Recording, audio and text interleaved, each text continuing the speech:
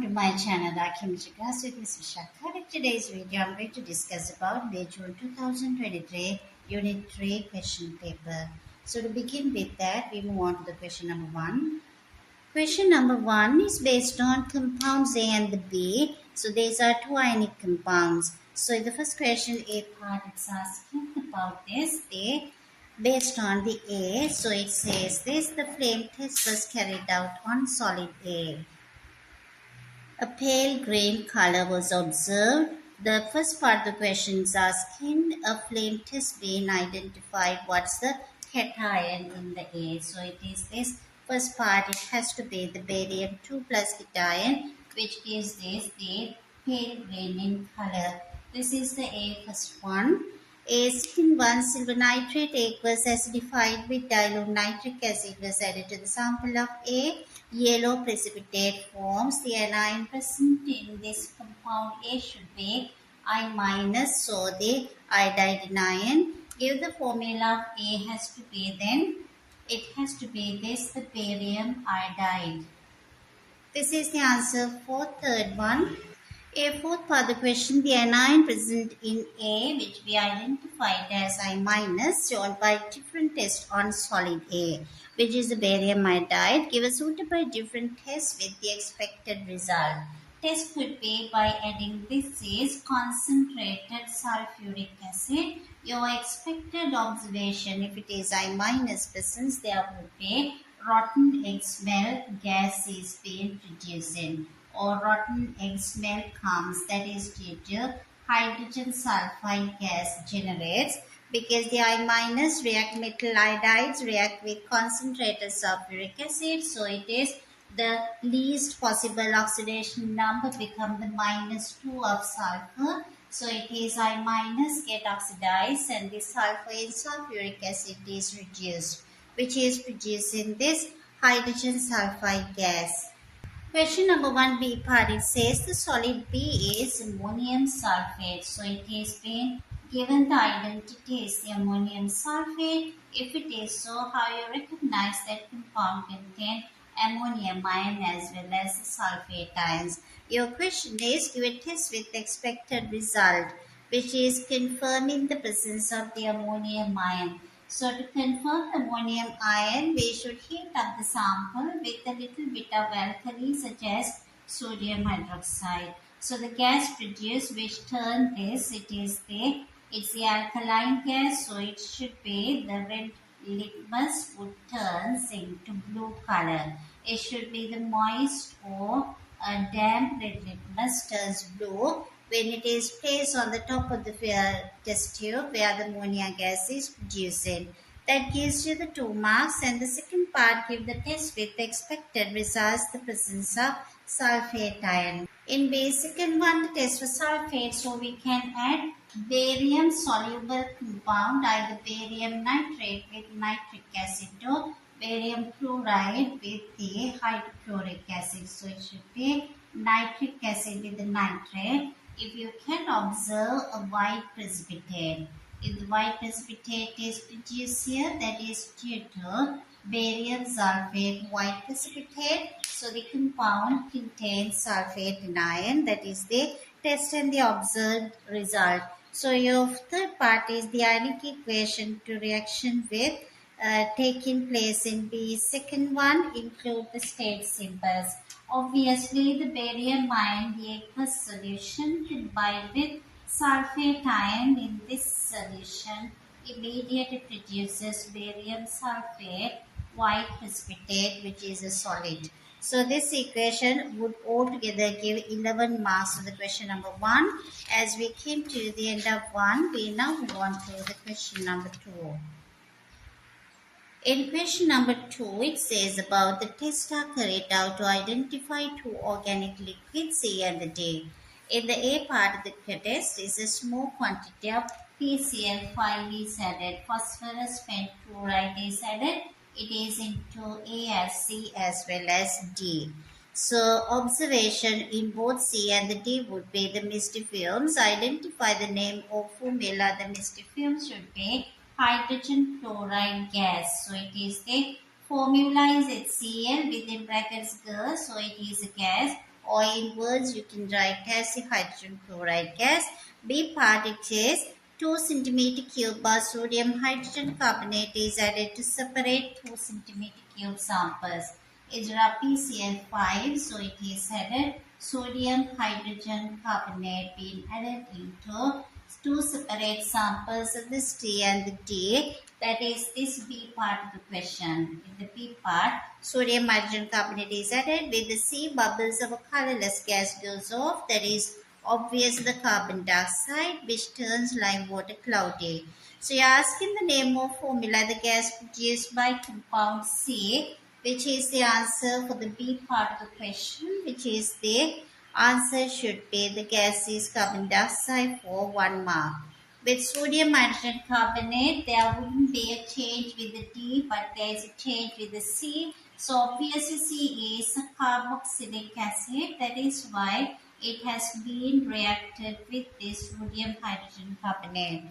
But the D has been positive for PCl5, so it should be an alcohol, not a carboxylic acid, because it contains OH and the OH. So both C and the D contain OH group. So that OH group belongs to the COOH group for when there is this bubbles up producing with C. C carboxylic acid and the D is an alcohol, and the C part of the question. The C part of the question, 2 centimeter cube of Benedict soap failing solution. I had written here failing solution is added to 2 separate samples, the C and the D. After that, the test tubes are placed in warm water bath to be heated up, so that the observation with C, no change. So she does not contain aldehyde group. So there wouldn't be no aldehyde would be present in here, because aldehydes are positive for Fehling's test or Benedict's test. So obviously there is a positive observation with the D. So this D contains aldehyde group. Aldehyde group or carbon oxygen carbonide group is directly attached to hydrogen here. This would give the just 2 marks in the D part of the question. In the D part, it says both C and D have the molecular formula C3H6O2, and we identify up to the observations on test the C is a carboxylic acid, but D, they both contain OH, so this the OH group on C is the COOH, but this is an alcohol, this contain as it is positive for PCl5, but this is having the aldehyde group also, because that is a positive observation with this the Fehling's test, but in the C answer no aldehyde group is present, but COOH group is present. By referring to all these information, it is the structure of C and 2 possible structures of D. So to obtain the 2 possible structure of the C, I think I missed the C part, the expected observation for the liquid D to give the positive result.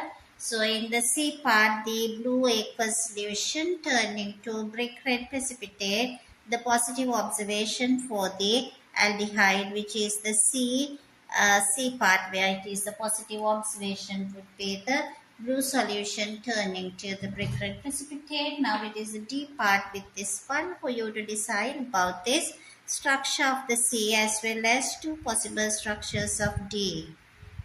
So the answer for the C part should be that 3 carbon, but it contains this carboxylic acid group. So it should tally with the C3 and it should be the CH3CH2. So altogether 3 and 2 5 and 1 6 hydrogen and 2 oxygen, which could be the formula. So this is your asking to structure of C, and it is the relates to this molecular formula. What would be the possible structures of the D? D contains aldehyde group. At the same time, it contains the OH group. So we can place this the molecular formula 3 carbon 6 hydrogen, 3 and 1 4 and 1 5 and 1 6 and the 2 oxygen. It could be one possible structure of the D like that. At the same time, we can change this the OH group. So it could be Anyway, the aldehyde is at the corner, so it should be CH2 with an aldehyde as well as it is the OH group. So the OH present because the PCl5 positive.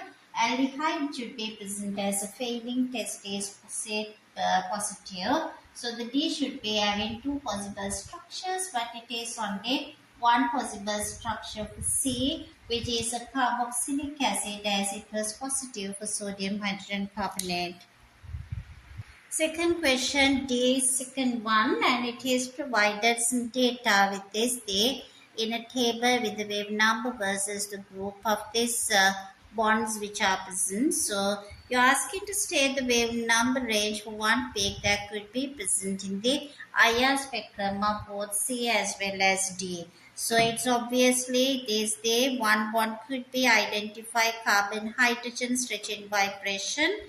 Carbon hydrogen stretching is present in both of that. You can write down the value 2900 and 2820. You can identify the carbon hydrogen stretching vibration in alkanes, which is 2962. So if it is the carbon hydrogen absorption present in both of them, if the carbon hydrogen absorption is present in both, so it could be 2962 to other value could be 2852 in centimeter minus 1 if it is carbon hydrogen absorption, which is present in both of them. So it is commonly present in both. And the third part, students suggested that the structure of D could be identified using mass spectrometry because only one of the possible structures of D could have a present of peak at M/Z15. Your question based on identify which of the possible two structures. So it is D has two structures. Which of the structures would be expected to give this peak? Justify your answer. So obviously M/E15 is due to CH3 positive ion. So which is produced only the first structure. There is no such CH3 group to be produced in the second structure. So you can identify the name 2-hydroxypropanol. So it should be number 1 and the 2 and the 3. Number 2 has the OH. So 2-hydroxypropanol is the one which can produce the pCAT M/E15. That's due to CH3 group. So we came to the end of the question number 2. We move on to the question number 3. Question number 3 is based on this the butane 1-ol. This provided 3 apparatus. So it is the E and the F and the G for the oxidation of the butane 1-ol to take place. And in the picture it shows you all the 3 apparatus. The apparatus E is the distillation. Apparatus F is the heat under reflux. Apparatus G is not correct to do in the laboratory because most of the reactants, the products do escape as vapors. So it is not suitable to use for oxidation of alcohol. So your first question, explain why apparatus E is not suitable for the oxidation of butane 1-ol to butanoic acid. So this is the distillation apparatus. So the distillation apparatus is suitable to get partially oxidized product if it is an aldehyde before complete oxidation to occur.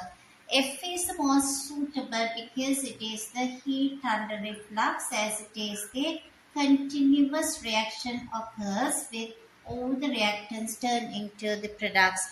So it is E is not suitable because it's a partial oxidation occur before completion to the complete oxidation of carboxylic acid. If the product need to be separated, only we use the distillation.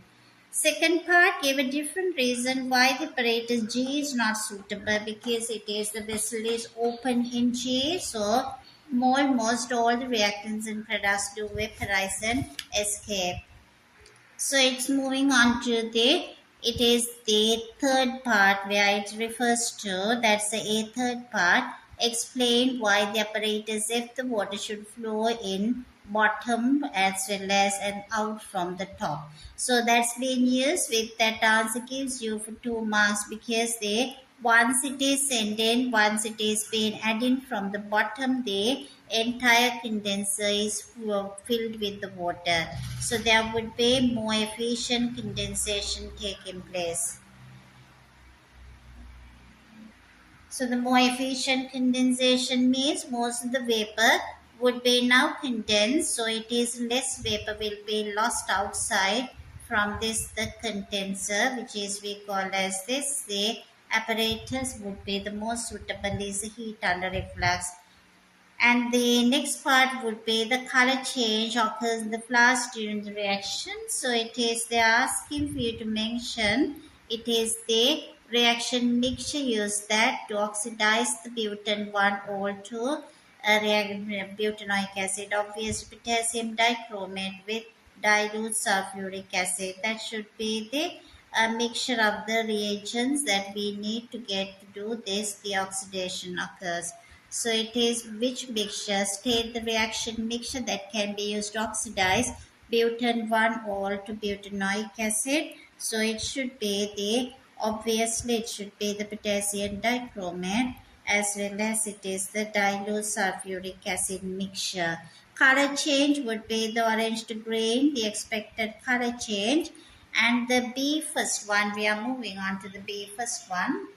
Third question B first one is asking butane 1-ol can also form an alkene. So in this one as it produces an alkene, the reaction what we call as this the elimination reaction. So when the elimination reaction occurs, through the elimination reaction, butane 1-ol, which is an alcohol, is converted to an alkane. Your question is name a suitable chemical reagent to carry out this elimination reaction. Obviously, it is being done through this concentrated phosphoric acid, or else it could be the concentrated sulfuric acid could be used as dehydrating agents for this reaction. The second one it asks this through give a chemical test including the expected results to confirm the presence of carbon-carbon double bond. So you're asking two things, the test as well as the result.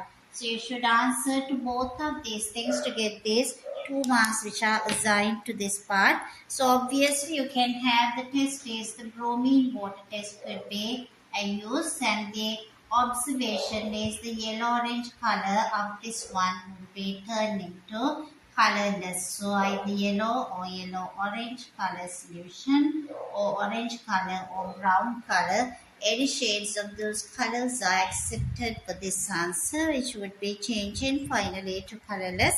We came to the end of the question number 3. We move on to the question number 4. Question number 4. The student reacted calcium with water to determine the value for molar volume of hydrogen at room temperature. So it's a procedure given with the 4 basic steps. In the first one, this 200 centimeter cube distilled water transferred into this flask here. It is 200 centimeter cube of distilled water. So this is being added very first, and then the small piece of calcium metal was placed into this flask when the bung connected to the gas syringe was inserted, so that the calcium is added here. At the same time, the bung was placed to prevent this any gas to be escaped from the top, and immediately a gas syringe is connected. So the volume of hydrogen collected was recorded. So you are given this the weight bought at the beginning 1.657 and with the calcium 1.3, volume of hydrogen collected. So the volume of hydrogen collected in this experiment 72 centimeter cube. So that's volume of hydrogen collected. So you're asking the calcium with water, there would be the equation is provided here. You're asking to write down 2 observations when this reaction take place. So it is the calcium reacts with water, obviously changes into calcium hydroxide and the hydrogen gas. In balancing, it's given to you that 2 water is involved producing 1 CaOH and 1 hydrogen. Number 1 observation would be the bubbles. So it is the first observation would be bubbles are appearing. That is due to either bubbles or effervescence as the hydrogen gas. The second one, it would say that is the calcium being added. So it is this, you can see some of the solid calcium dissolve. You can't see calcium dissolve. The solid added would become smaller in size. So it can be written as this, the calcium disappears or solid disappears as another observation. Also you can mention which is that they obviously it produces a white precipitate, or it has to be the white solid is produced in the flask, because calcium hydroxide is somewhat sparingly soluble. It is sparingly soluble, not very much soluble. So you may notice that white cloudy nature, or the white precipitate, or the reaction mixture goes cloudy also. But there are very clear two observations. One is the bubbles, the other one would be that the calcium solid disappears. So that you would notice, because calcium reacts with water and later it is calcium hydroxide. So this is that part, and you're asking me in the second part, calculate the value of the molar volume of hydrogen under these conditions using the student's results. So when you are giving that student's results, you are supposed to write down this with four points. So they are expecting 4 marks, because it gives you 4 marks. So expected point would be 4. We now say calculate the value of the molar volume of the hydrogen under these conditions using the student's results. As it provides 4 marks, we can first find as the mass of calcium with this given information can be calculated from the initial mass is provided to 1.783 grams. 1.783 grams, the board plus calcium. At the end, if you subtract the mass of this, the board only 1.657 grams. So can obtain the mass of calcium. This would be your first point in the calculation. This two difference would be the mass of calcium, which is 0.126 gram. So the amount of the calcium reacted is this much, and this equation gives you with balance equation. From the mass the calcium being reacted at the very beginning, can find number of moles of calcium reacted, which is 0.126 divided by 40.1, which comes as the number of moles the calcium reacted, which is 0.003142. 0.003142 moles of calcium. So the hydrogen produces also the same quantity, because it is the same amount. The calcium to hydrogen ratio is 1:1. As it is 1 calcium react in order to generate 1 hydrogen. Number of moles of hydrogen also 0.003142 mole. Now we know the number of moles of hydrogen has been generated is this much, so can be calculated. Now it is the what you are asking to calculate would be the hydrogen. It's a volume of hydrogen, the molar volume of hydrogen. So it is this much of mole representing what mass of this the calcium. So we can get the answer, the number of moles of hydrogen. So it should be equals to, this is that 1 mole of gas is equals to 1 mole of hydrogen occupies, which you get the answer in decimeter cube, 24 decimeter cube.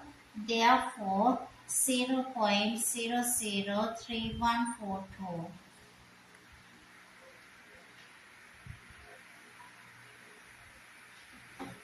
But we are provided this volume. The volume of the hydrogen we collected was 72. I think that is provided. So we are given this answer, centimeter cube is 72. So this much of mole had the volume was, the hydrogen number of mole was we found 0.003142. 0.03142 mole at the beginning had the volume was 72 centimeter cube. This much of moles of hydrogen had the volume 72 centimeter cube. Therefore 1 mole of hydrogen. So this is the molar volume. 72 divided by 0.00342 centimeter cube per mole. Centimeter cube per mole, if you simplify, would be the answer comes as the somewhere less than 24,000. So obviously it should be the answer is 22,914. So the molar volume would be 22,914 centimeter cube. That is because if you simplify this answer would be the molar volume. They are asking molar volume would be the mass of 1 mole. It comes as 22,914 centimeter cube per mole. So this is the molar volume of this hydrogen. With this experimental data can be calculated as that. So the answer what we collect would be is not exactly correct because there are lots of issues are there with the experimental issues. So it is 22,914 would be the molar volume. So it is the next part is B part of the question. B first one of the question, it says the second student using this method obtained the value 21.8 decimeter cube. So this is the molar volume obtained 21.8. So it should be 21.8 decimeter cube is the experimental volume, and it has to be the percentage error in the student's value is there, but it has to be the data booklet value was 23.9. So the data booklet value, it has been mentioned, the correct answer should be 23.9. 23.9 decimeter cube, but the student obtained 21.8. So this we first one has to find the percentage error. So the correct value as well as the experimental obtained value under these conditions. So obviously our difference is 23.9 minus 21.8. That difference was present for 23.9, therefore into 100. Once you calculate with the 100, it is obtained the percentage error which is being calculated based on this observation. So observation difference would be 8.786. 8.786 is the percentage error. So the percentage error depending on our difference divided by the true value into 100. And the two possible reasons why the student obtained the value below the data booklet value is the part where it's asking the second part of the question. Two possible reasons. One reason could be some of the hydrogen would have been escaped before the bomb was placing after adding calcium. Second one can be some of the calcium would have been already converted into calcium oxide by the time we have been added into the reaction mixture, which also can be lower the value which is to be obtained. So the safest part would be the asking the color change observed when it is added with this the methyl orange indicator. So obviously it should be the yellow to orange the color change, and the next is the second one, complete the table to use the concordant results. So obviously this is too big and this 26.5 also too big. 26.2, 26.15 would be the two concordant results would be used for this calculation. So the next part is asking with the 4 marks. The third part of the question, the reaction take place is the calcium hydroxide react with HCl. Calcium hydroxide, one of that react with 2 hydrochloric acid in this particular reaction. So you are getting calcium chloride and water. Calculate the concentration of this calcium hydroxide solution. So you are asking to find the concentration of calcium hydroxide solution. It should be in units of grams per decimeter cube. Grams per decimeter cube. So it should be this gram per decimeter cube should be the units of this concentration. They expect for 4 marks. To find the concentration, we need those two average titer values in order to find the mean titer value, which comes 26.25 plus 26.15 divided by 2, which comes as 26.20. So this is the very first task to be identified to find this. The further calculation, what would be the average or what is the mean titer value for this particular titration. Before doing any simplification, it should be mentioned the balanced chemical equation, given information what you are aware about the hydrochloric acid and the calcium chloride, and the volume of the calcium hydroxide they mentioned at the very beginning 25, which is in the conical flask, and this is titrated with 0.04 mole per decimeter cube of hydrochloric acid. So it's very clear now, so you can just find the number of moles of hydrochloric acid at the very beginning. So it is the first part is the number of moles of hydrochloric acid reacted is 0.04 is in 1000, therefore 26.20. This is the number of moles of hydrochloric acid reacted. Number of moles of calcium hydroxide should be half of that, because 1 to 2 reactions, 0.04, that's in 1000 times 26.2 divided by 2 mole would be the number of moles of calcium hydroxide which has been reacted.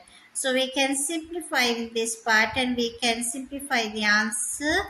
This was the number of moles of calcium hydroxide which was in this 25 centimeter cube.